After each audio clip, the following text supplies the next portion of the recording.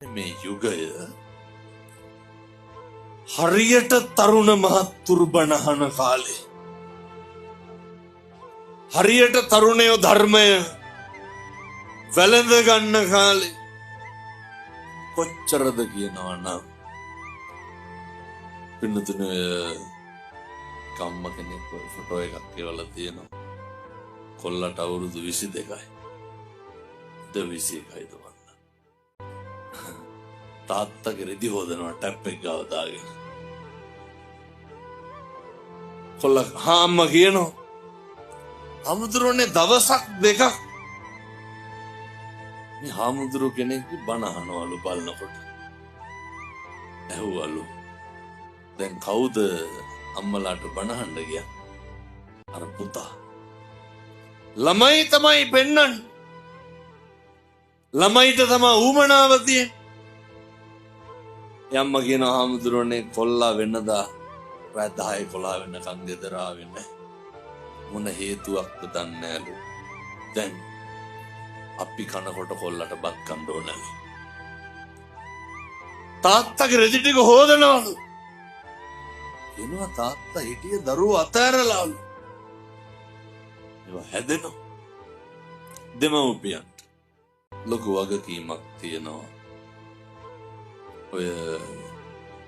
එක තාත්තා කෙනෙක් මට කියනවා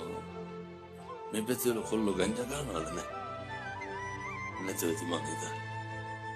නෑ බොහෝ පැතිවල ගංජා නම් තව කොහෙද මේ අවුරුදු 16 17 පටව වැච්චෝ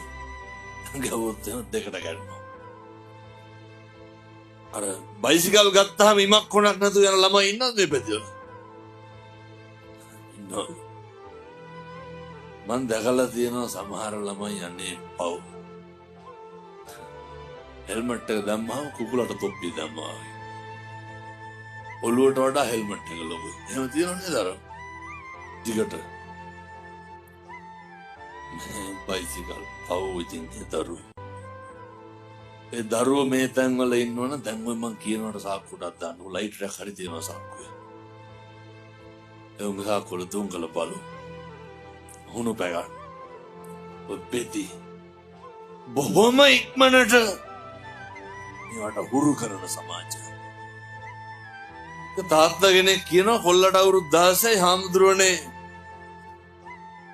ළමයා ටිකක් මුරණ්ඩුයිලු මං ඇහුවා දැන් ඔය ඇත්තෝ මොකද කරන්නේ මුරණ්ඩුකමට මං ටිකක් තදට ඉන්න පටන් ගත්තලු එතන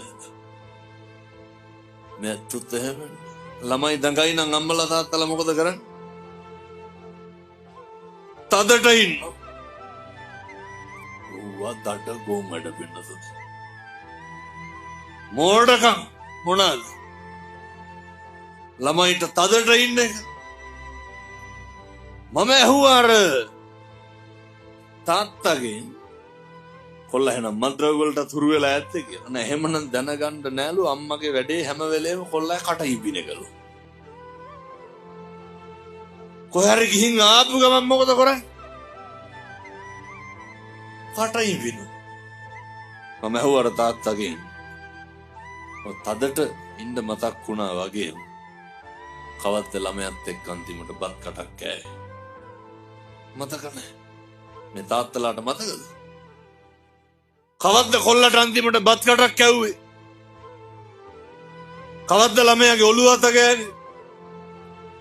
එතකොට කියනවා මේ බුරුලට ඉඳලා බෑවේ මම ඇහුවා තාත්තගෙන් කවත් අන්තිමට කොල්ල අරගෙන මගේ පුතේ කියලා තුරුල් කරගත්ත එක දවසක්වත් නැහැ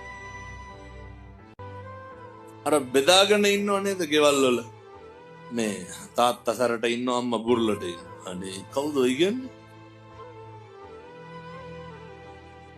හදාගත්ත මනස්ගත වෙන්නේ දරුවෝ ඈත් වෙන එක විතරයි